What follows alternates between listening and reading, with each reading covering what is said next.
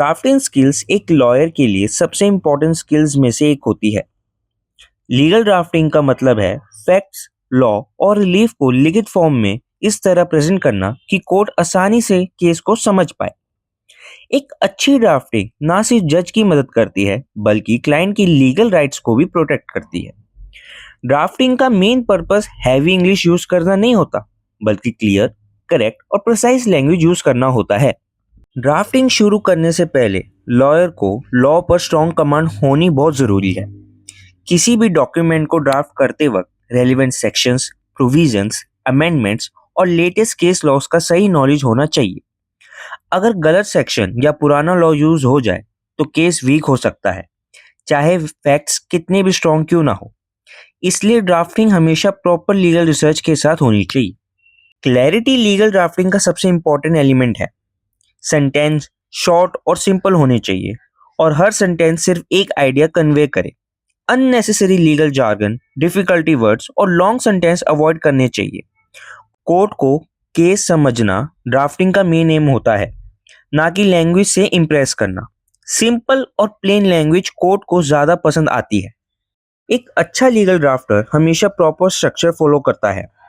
सबसे पहले टाइटल और कोर्ट की जुरिडिक्शन लिखी जाती है। उसके बाद फैक्ट्स को क्रोनोलॉजिकल ऑर्डर में बताया जाता है। फिर कॉज ऑफ एक्शन और लीगल ग्राउंड्स मेंशन किए जाते हैं।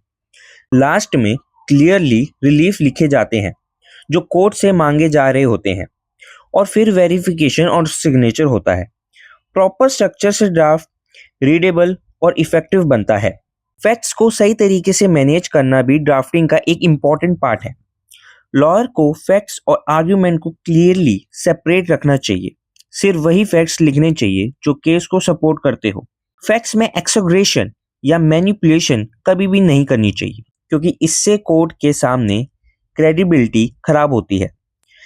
एक्यूरेट फैक्ट्स केस को स्ट्रॉन्ग बनाते हैं। अब बात करते हैं हम लीगल लैंग्वेज की। लीगल लैंग्वेज फॉर्मल होनी चाहिए लेकिन कॉम्प्लिकेटेड नहीं। पुराने टाइम की ड्राफ्टिंग में हैवी और रेपिटेटिव फ्रेजेस यूज होते थे, लेकिन आज कोर्ट सिंपल लैंग्वेज प्रेफर करते हैं। द पिटिशनर सबमिट्स या इट्स रिस्पेक्टफुली स्टेटेड जैसे सिंपल एक्सप्रेशन काफ़ी होते हैं। फोकस हमेशा क्लियरिटी और लीगल करेक्टनेस पर होना चाहिए। आता है ड्राफ्टिंग में अटेंशन टू डिटेल ज़रूरी है। ड्राफ्टिंग में अटेंशन टू डिटेल बहुत ज़रूरी होता है। पार्टीज के नाम, dates, address, case numbers and बाकी डिटेल्स बिल्कुल करेक्ट होनी चाहिए। छोटी सी छोटी मिस्टेक या फैक्चुअल एरर भी ऑब्जेक्शन, डिले या कंफ्यूज क्रिएट कर सकती है। इसलिए फाइनल करते समय पहले ड्राफ्ट को ध्यान से रीचेक करना ज़रूरी है। एक लॉयर को अलग अलग लीगल डॉक्यूमेंट ड्राफ्ट करना आना चाहिए, जैसे plain, written statement, bail application, petition, legal notice, agreements, affidavit और भी बहुत कुछ। हर डॉक्यूमेंट का अपना फॉर्मेट और लीगल रिक्वायरमेंट होता है जिसका नॉलेज होना ज़रूरी है। ड्राफ्टिंग हमेशा क्लाइंट ओरिएंटेड होनी चाहिए। लॉयर को पहले क्लाइंट की प्रॉब्लम, ऑब्जेक्टिव समझना चाहिए, उसके बाद ही ड्राफ्टिंग करनी चाहिए। ड्राफ्ट ऐसा होना चाहिए जो लीगली क्लाइंट के इंटरेस्ट को प्रोटेक्ट करे और इमोशनल लैंग्वेज से बचना चाहिए, और हर चीज़ लीगल और स्ट्रेटेजिक अप्रोच के साथ लिखनी चाहिए। आखिरी और सबसे इम्पोर्टेंट स्टेप है रिवीजन और प्रूफ रीडिंग।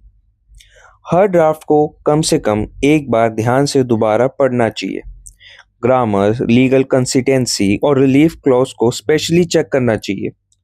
ड्राफ्टिंग प्रैक्टिस से ही इम्प्रूव होती है। रोज कोर्ट प्लीडिंग पढ़ना, जजमेंट स्टडी करना और रेगुलर ड्राफ्टिंग प्रैक्टिस करना एक लॉयर को कॉन्फिडेंट और इफेक्टिव बनाता है। लॉ में स्ट्रॉन्ग ड्राफ्टिंग कई बार लिटिगेशन को अवॉइड कर सकती है और केस जीतने में डिसिसिव रोल प्ले करती है। If you like this video, share, subscribe and follow.